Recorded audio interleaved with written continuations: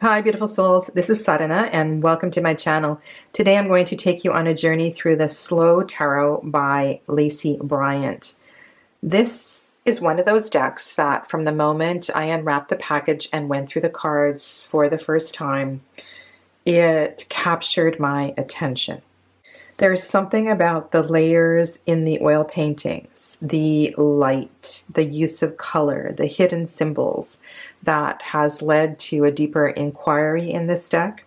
And so I thought today I would just meander through the cards and share with you what I have discovered so far and how I've been working with the deck. So there are, in my opinion, two Fool cards in this deck. The Fool, the 0 card, and the 22nd card, Atonement. The numbers for the majors are up in the top left corner. And as you're aware, 22 is an alternate number for the Fool card. I think that depending on what kind of a reading you're doing, who you're working with, you may choose to include both of these cards in the deck or one or the other.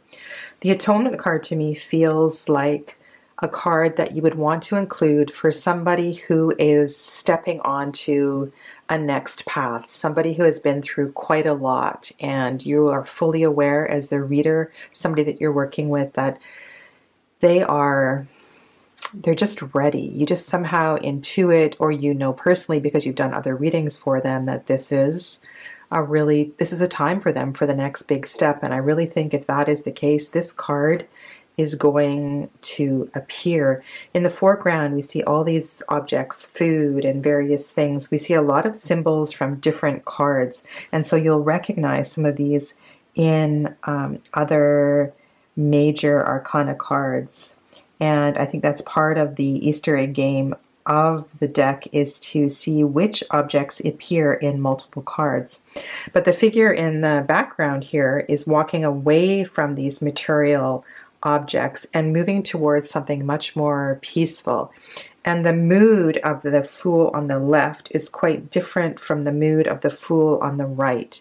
This is very young and naive and kind of stepping off into a place of adventure. There's a sense of risk and a sense of unknown. There's similarly a sense of unknown in this card as well too, but there's much more contentment and a willingness to leave things behind for a different kind of a reason. So that's just something I've been playing with these two cards. Not so much focusing on the keyword as opposed to the different kind of beginning that is represented in both of these cards. You'll find that in several cards there are spider webs, and spider webs are a symbol that I love to work with. They remind me very much of the interconnection of the universe. You know, if you think about ley lines, or you think about all of the energy that we can't see with our eyes, that are not visible to the human eye, to me that's what spider webs represent. And I know I've spoken about you'll also see the spider webs in the Hanged Man, which I'll pull up for you here now.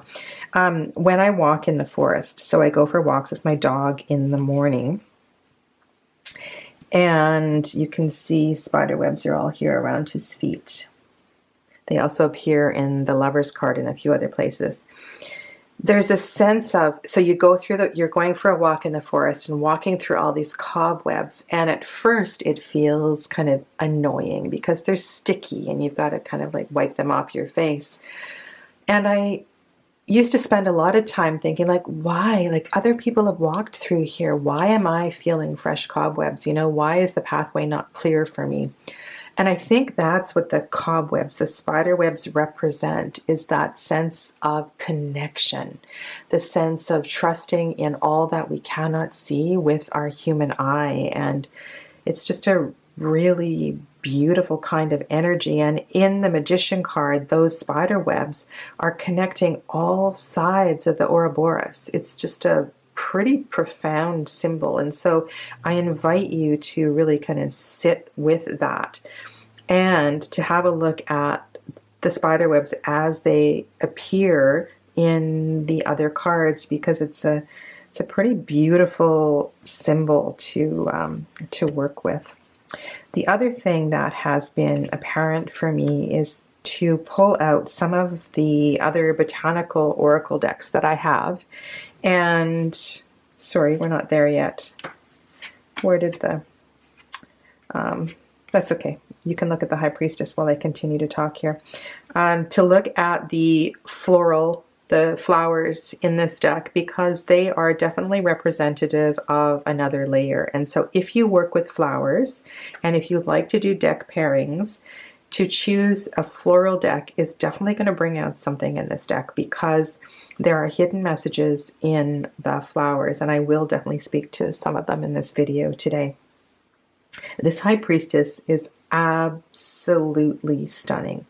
If you look carefully, there are lots of really interesting details that may or may not appear in a certain reading, and that's what I do. You know, like when I'm doing a reading, I'm not going to speak to every single thing in the card every time it comes up in a reading. I'm going to speak to what is coming up or what is connecting a certain card, you know, to other cards in a reading.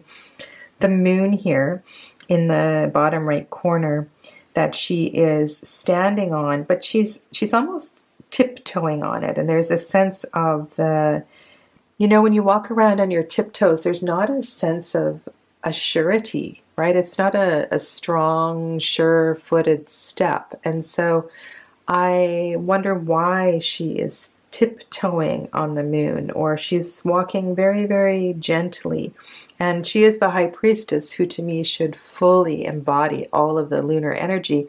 But in this particular stance, her body language, the way she's walking, she's not. And so that might be important. It might not. You might be looking at all of the colored bits that are above her head. And to me, this looks an awful lot like the shattered glass, perhaps, that we see in the Five of Pentacles. And so what I've been doing with this deck is just very slowly kind of enjoying each of these aspects. And why is her skirt shattered? I mean, not shattered. Why is her skirt torn and all ripped up?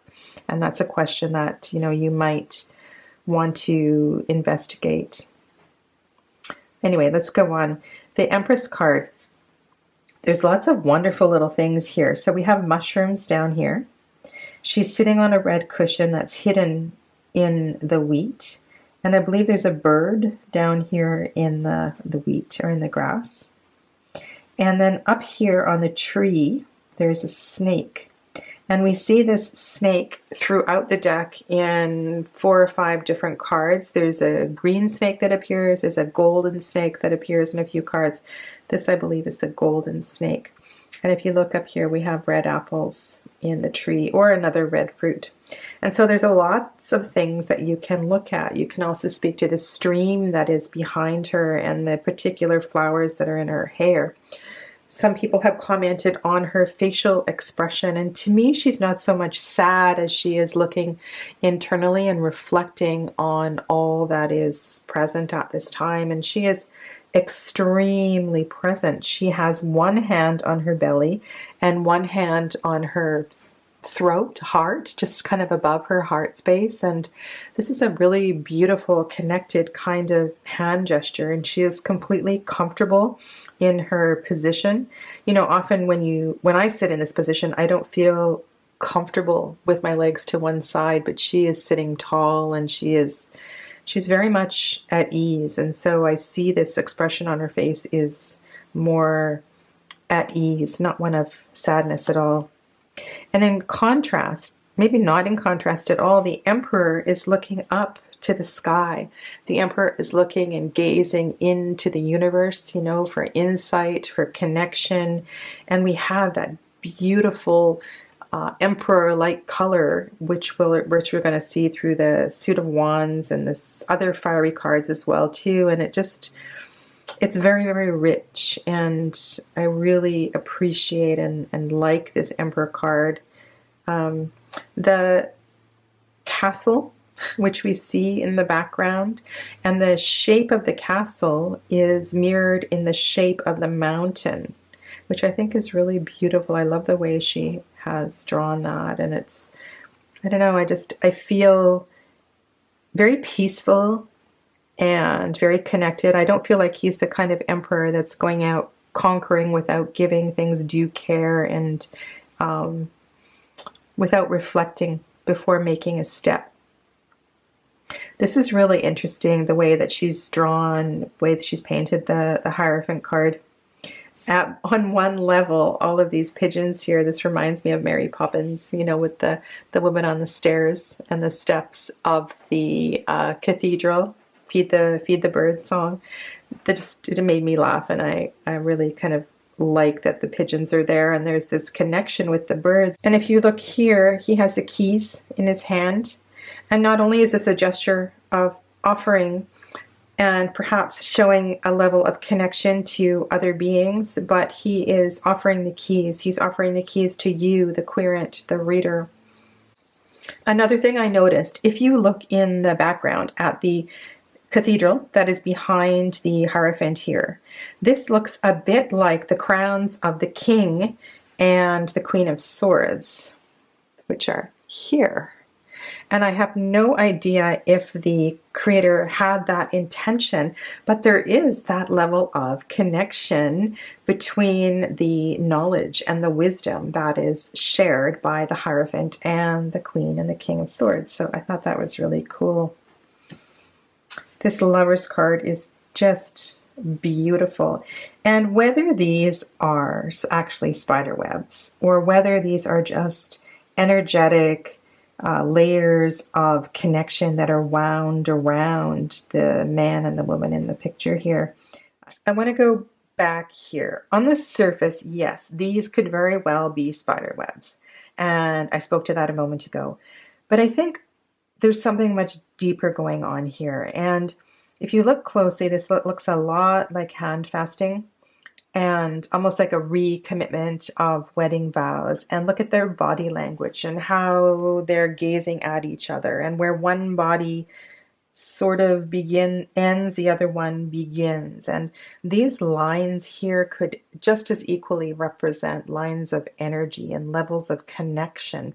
And if you contrast these beautiful, magical, energetic lines with the ties that bind in a typical devil card, you have, another kind of layer that you could go ahead and contrast. And 100% for sure, I see them as completely aware of the fire that's going on in the background. It was a choice, right? To not be there in fear, to be there in panic. They chose instead to be here and to create this magical experience. In the Chariot, I just love that she has the 3 phases of the Luna Moth in the foreground here. So this really emphasizes the potential of the Chariot for transformation. There is a lot of action that is required in the Chariot, and it takes a great deal of courage to step forth. And this kind of the symbology in the front is representative of the potential of the Chariot. So many wonderful symbols here. I love the flashlight, the compass. I like the stars on the scarf and just the determination. And if you look at her gaze, she appears to be looking, again, much like the Emperor, up towards the sky, trusting in the universe. And yeah, it's a stunning, stunning card. If you have not gone to the Modern Eden website where you can zoom in on each of the cards, I've put a link in the description box below, and you can go in and blow up the oil paintings and look at all of the little details and see them a lot more clearly. Yeah, the models in these paintings, I did have a little conversation with Lacey on Facebook, and for the most part, most of these are friends, people in her circle. These are very real people that were chosen to be on each of the cards. Here is another example of including and studying the plants. Now, these flowers appear in a couple of the cards as well too. And so tying in where these plants appear in a couple of cards is it's just a really nice way to work with the deck. And even looking like at details of the ring that the Hermit is wearing. The Fortune card is not one that I have peeled away the layers, and so I'm just going to kind of leave that for another day, another time. I love the Balance card and the fact that all of the elements are represented in this card. It's so beautiful. And when this card appears, when you have lots of wands in the reading, it's absolutely stunning. Or next to the Empress card, because we have this, the harvest of the wheat here. So she's holding a candle, a cup. So we have the air, right? The land, the earth, the air, the water, and the fire represented in the Justice card. And so I often read this card as karmic balance, but this is to me a symbol of everything being exactly as it should be, or moving towards that sense of balance. Oh, there's the Fool card. I knew it was somewhere. Yeah, and you've had a glimpse at the Hangman before. So here are these spider webs, and this time we actually see the spiders, unlike the Lovers card where we don't, as far as I know, I don't see the spiders. And then we also have this really interesting cat's cradle game going on here. And he's wearing a yellow bow tie. So how you choose to work with this card, I think there's a myriad of things that may arise. And I encourage you to look at this one really, really closely in the close-up painting. And right now, I'm just looking at his right foot and what is on or around his right foot, because that's really interesting. I haven't looked at that one close up, but let's go on. This is a really great double card. And if you look very, very carefully, so at first I thought these were like pilings at the beach and there was birds on top of the pilings. But if you look in the close-up, what you have here is, I believe, mourners. And these are umbrellas, and so they're probably walking to or from a funeral, and I didn't see that until I zoomed in and looked up really close, so that is really cool. And then look at, he's got castanets in his right hand, so I'm thinking, okay, so we have all these symbols for the Day of the Dead, and just the fact that he's wearing that mourning hat with the little black pom-poms on it. So I don't know, I'm so impressed with all these little hidden treasures, and I think as you are ready to see them, as you're ready to uncover them, they will appear. And certain cards might take a little bit longer to work with than others. And you don't know why at a certain time certain cards might repulse you or cause you I don't know, to flip through them really quickly, right? And it's just, I'm guessing, just not ready for the symbol that's there. It's just not ready to jump off the page. This Temperance card is one that, very much like the number 10 card, the Fortune card, I'm still kind of working with the layers of this. So yes, we do have this seemingly quite elegant scene in the foreground, right? So we have this sense of wealth, but we're also looking at a broken window here. So what has happened to create all these holes in the window? And so what is the whole idea of the fire and the water and the balancing and the alchemy here? I think there's a lot more to this card than I have yet seen, and I'm kind of wanting to dive into the foods that are displayed on the table as well too, and see if there's something to that. And if you also notice, it's very, very windy. Look at their hair, right? So there's a lot of air in this picture and blowing through, and the server is very, very calm and pouring this tea. So yeah, so that is, oh, I've got some of these out of order here. So 13, 14, and then 15 is the Temptation card. So I am going to kind of share a few things with you about this card.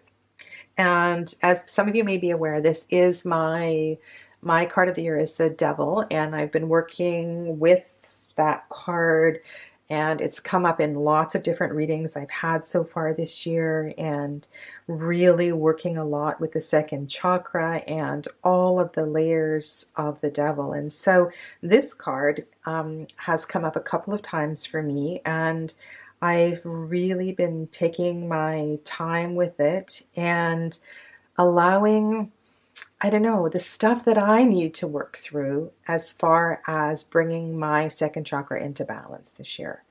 And when I did a reading when I did my Wheel of the Year reading, which I did quite late in the year, my card for January is Death. And I really feel like, for me personally, to completely surrender to the energy of this card is really, really important. There's a couple of things. And one is to fully embrace the pleasures of life, to allow myself, at this stage of my life, to enjoy and to really understand how closely joy and pleasure is connected to an experience of being with the divine. And when we stand in judgment, and when we are restrictive and harsh, and we're just not kind with ourselves, then I think that's when these things start to get out of balance. So here we have this really beautiful, powerful woman in the foreground, and she is completely in charge of her choices and what is going on in this picture. And I read and have read several different commentaries, and there's one blog that I will mention, as well as watched all of your videos. I've watched every single slow tarot video on YouTube that's been tagged slow tarot that came up anyway. And I think it's really worthwhile sharing with you a couple of the comments from Lacey.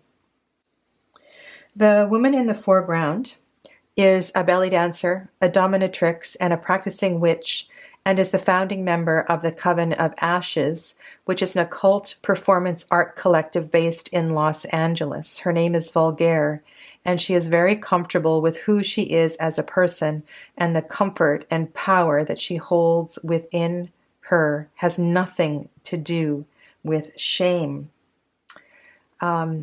Sorry, I have a very long description here. But I think the basis of this painting is that there is a tremendous catharsis in allowing pleasure to be a part of your experience.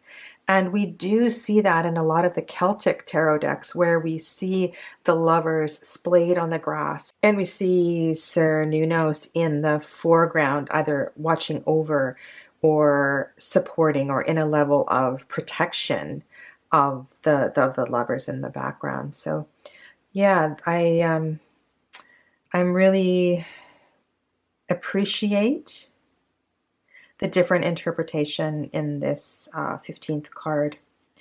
And the Tower, so here's the Tower and the Star, and let you look at them together. There's a few things I've really enjoyed in this deck, and one is to look at the different houses, the different windows, and the aspects in the background, and just try to see if there is any connection between certain cards, where they were painted. And also we have a collection of white and black cats throughout the deck. So I encourage you to look to see where the black cats and where the white cats are appearing in the deck, because it's really kind of cool.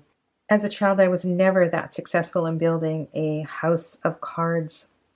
But as I've been working with this card, I've been thinking about, well, what does a house of cards represent? And where it's taken me is to through the Looking Glass story and some of the metaphors that come up in Alice's journey. So it's been kind of fun working with this card. Such a stunning, stunning star card.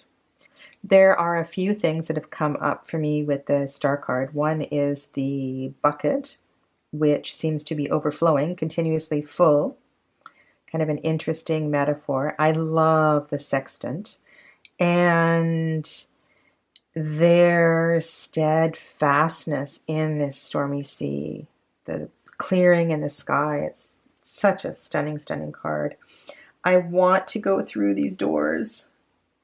This reminds me, have you ever done a past life meditation where you're guided down a long hall and then you're asked to see the doors on either side of the hall and then choose a door and walk through the hall?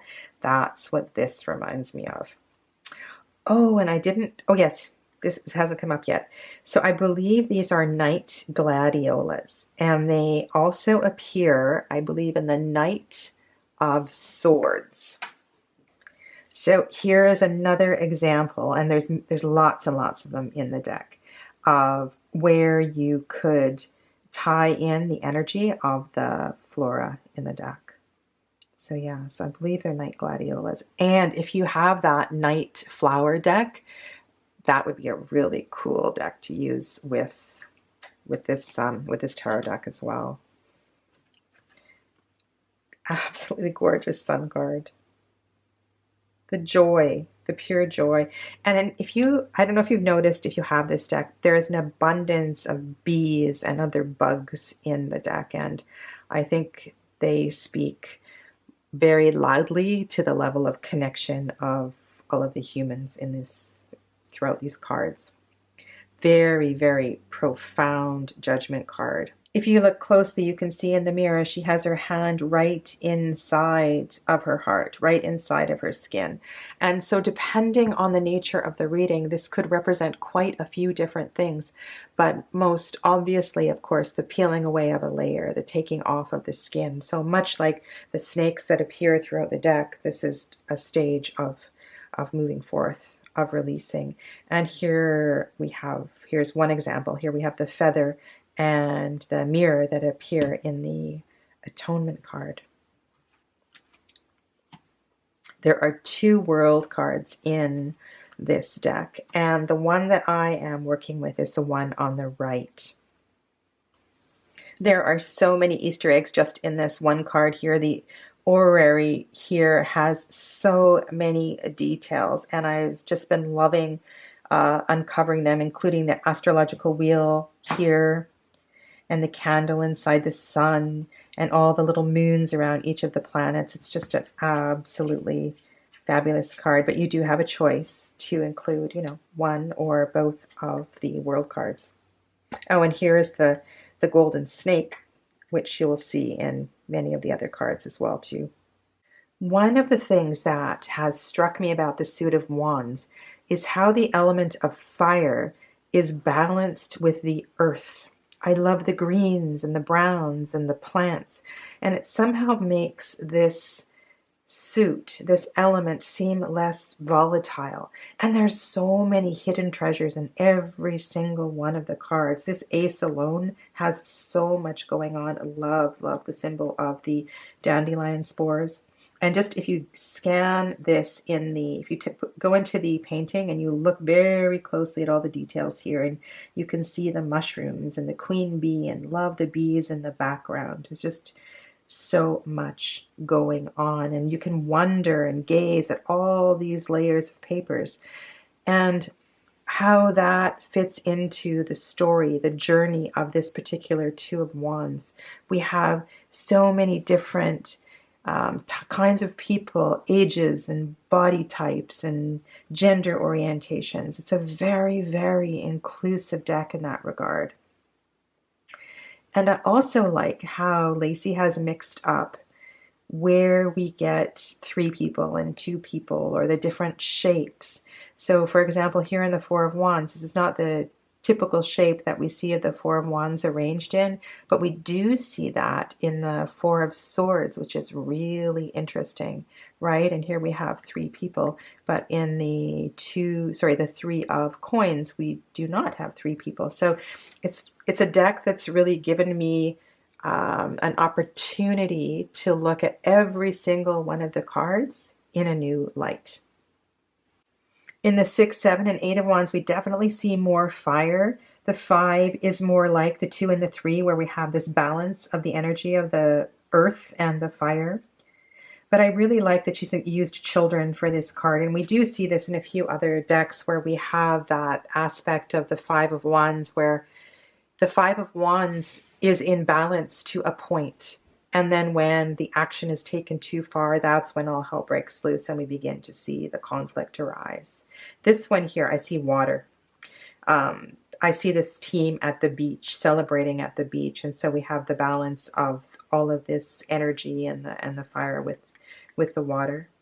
This is a really strong, strong card. And there is an assurity, right? There is a sense of I've got this and moving forth and climbing up. There's no fear to me in the face of this person who's climbing up and out of this, up and out of the flames. And here are these birds, these strong birds of prey perhaps, are a symbol of air, and the fire is fueled by the air, which creates this sense of the swiftness in the Eight of Wands. In the Nine, we see that earthiness again. So the earthiness balancing the fire and the sense of fatigue and exhaustion and energy that has been spent in getting to the Nine of Wands. And then here we have all orange, all yellow. So you get that excessiveness of the weight and the journey that has brought us to the 10. And I did spend a little bit of time zooming in on the different insects on some of the cards, but that is definitely a project for another time, and matching them up and looking at the energy of all of the insects, because I think there's a layer there that's definitely worth exploring. And then here's the first quartz, which are absolutely stunning. Page Knight, Queen, and the King. And there's, again, a lot of stuff to talk about in these cards, but I'm just going to touch on a few of my favorite things. The pages are really well done, and I love the knights. Oh my goodness. I would like to date this guy. So in the Queen, one of the things that I find really interesting is the fire at her feet, and just the level of transformation that has occurred to go through this process. To be able to have your toes in the fire like that is just significant of a really evolved soul. So I really appreciate the symbology that's represented here by her feet in the fire.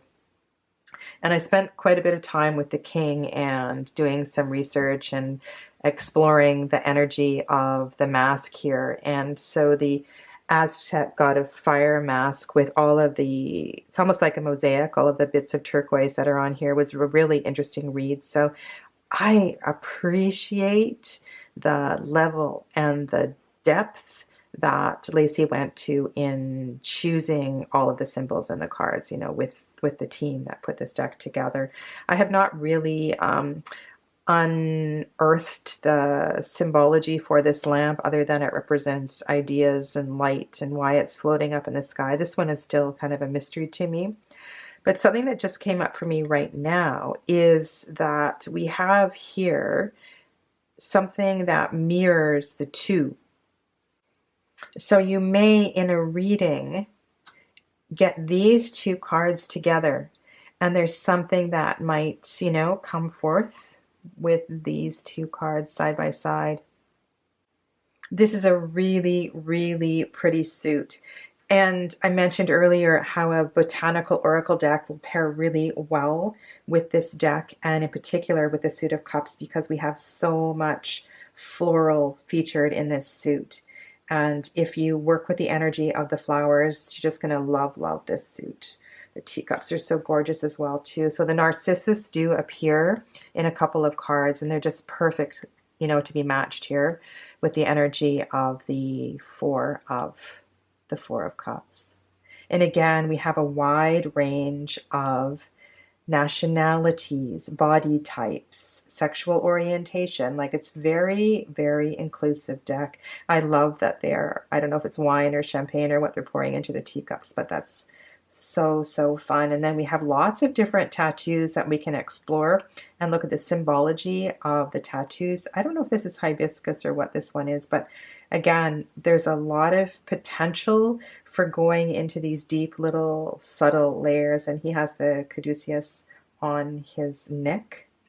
And then, yeah, and then again, we have all kinds of insects throughout. So we have a hummingbird. Really, really pretty suit. I mentioned at the beginning of the video the use of light, and I think these 4 cards demonstrate really well because we can see how the light is dimmed in the 5 and the 7 and the 8 of Cups, which fits the mood of the cards so well. And you can see it in contrast to the 6, which is really bright and cheerful. And again, lots and lots of little nuggets to work with, including the white cat, the elephant, the open door that's reflected in the window in contrast with the rain that is outside, right? Here we have the geese that are flying away along with the woman.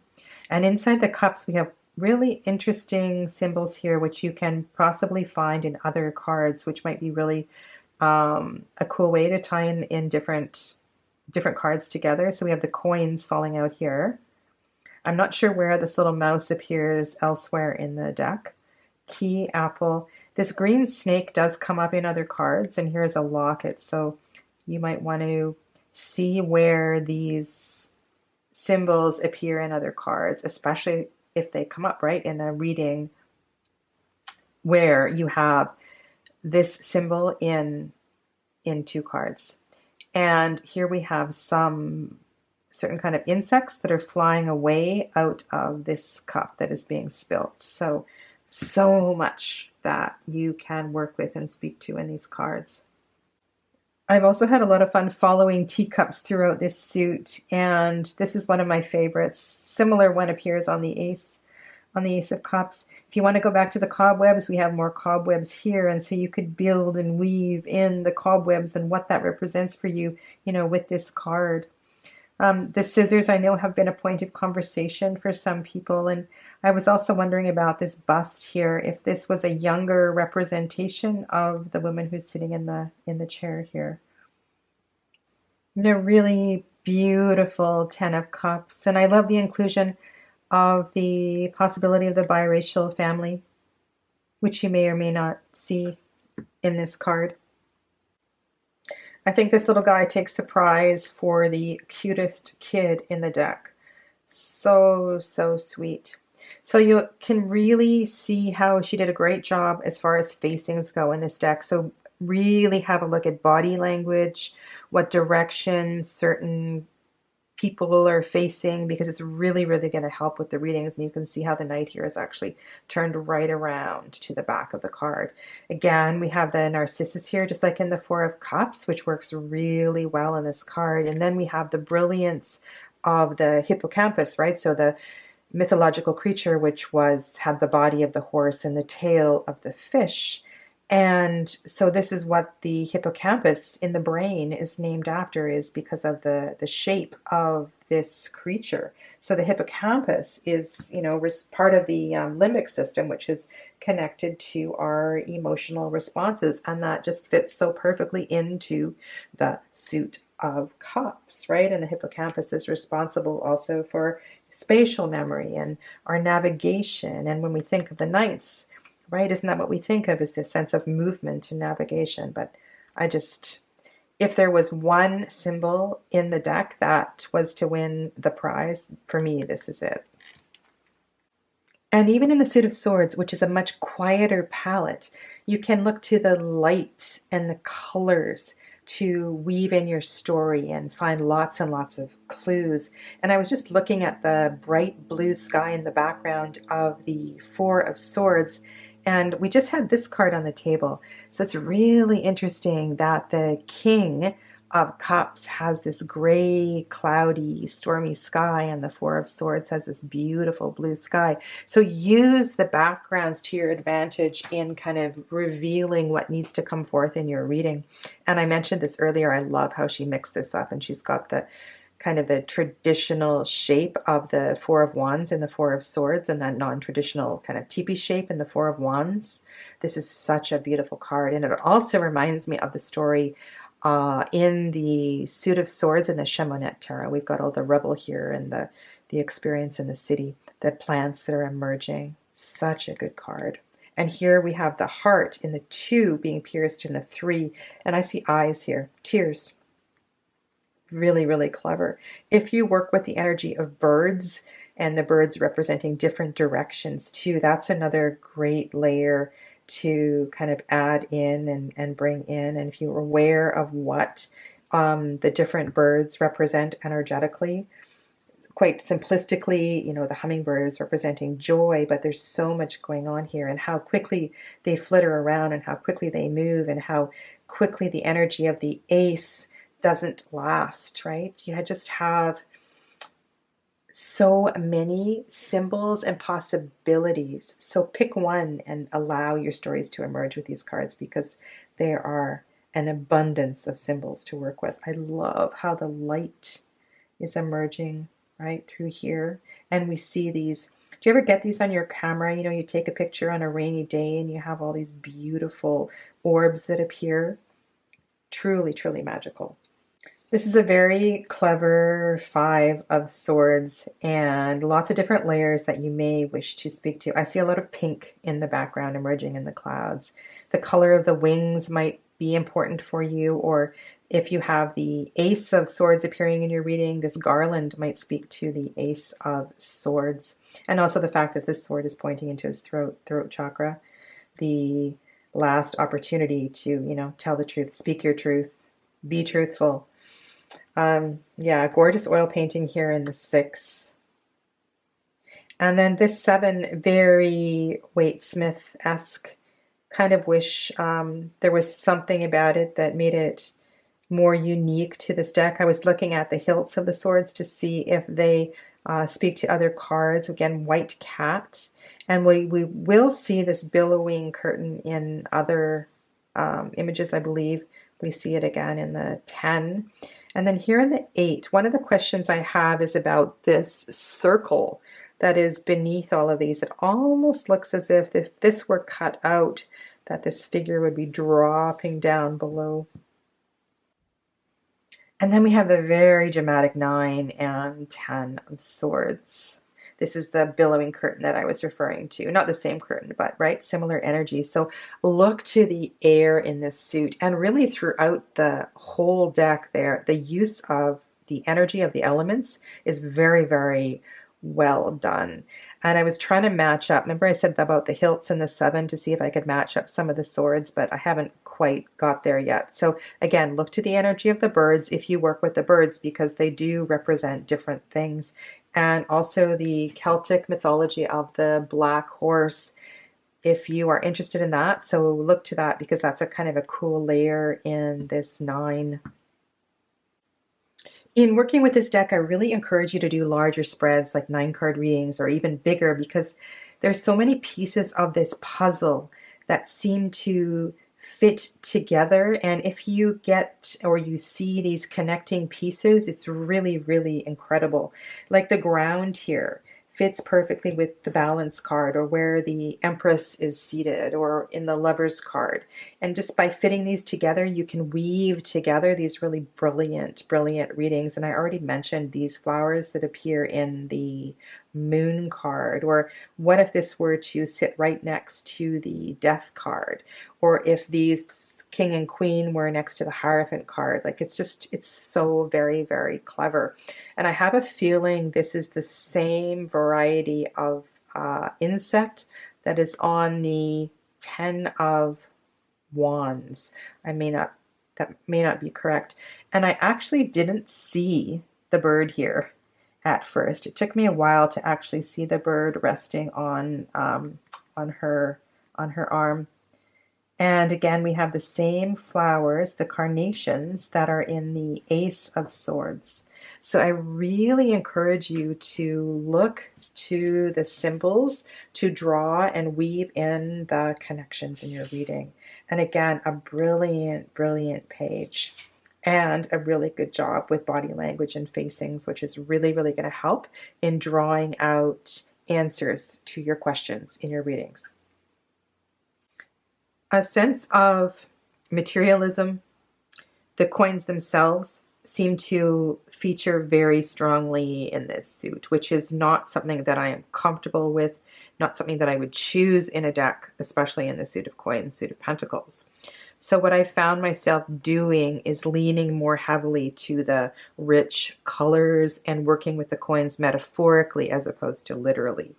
And again, in this suit, you have the opportunity to explore a lot of the hidden treasures, the hidden symbols. And I just noticed, actually, I think I've seen this before. This quilt looks very similar to the one in the Nine of Swords, which is kind of funny. So yeah, so look to the colors, look to the richness, unless of course you're doing a reading or you have a question that is actually about money and finances. And this is just such a lovely card. I think of these four on the table, this is definitely my favorite. And when I was looking at this, I was thinking like, why is there so much water in this and where does the water come from? And I was reflecting on the Smith Waite deck and Pixie's artwork and thinking, ocean in the background, bathtub in the background. Okay, that actually works. Not to the same degree of that rich red color we saw in those first four cards. We do get it in the background here, a little bit in the other cards. Love this metaphor, artistic metaphor of the shattered dreams above the Five of Coins. That's really quite clever.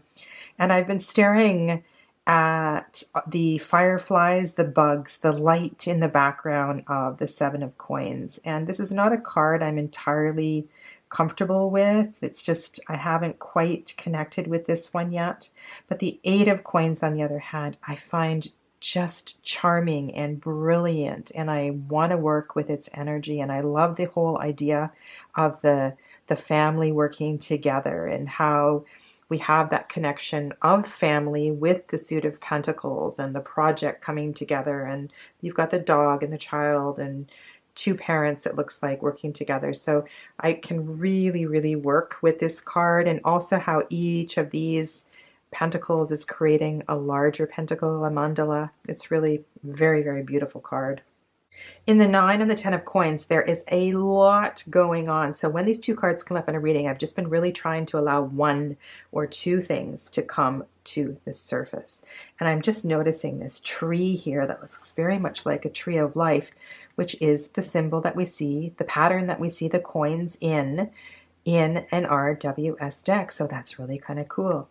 I love this card. I love all the colors and the fabrics and the paintings and the color on the wall and the carpets. And I've been wondering about this table cover here and if it's about to fall off and take this very special egg crashing to the ground and what's going to happen as a result of that. I love her body posture. I love the way she's sitting and her confidence, owning her power. It's just a really, really great Nine of Coins.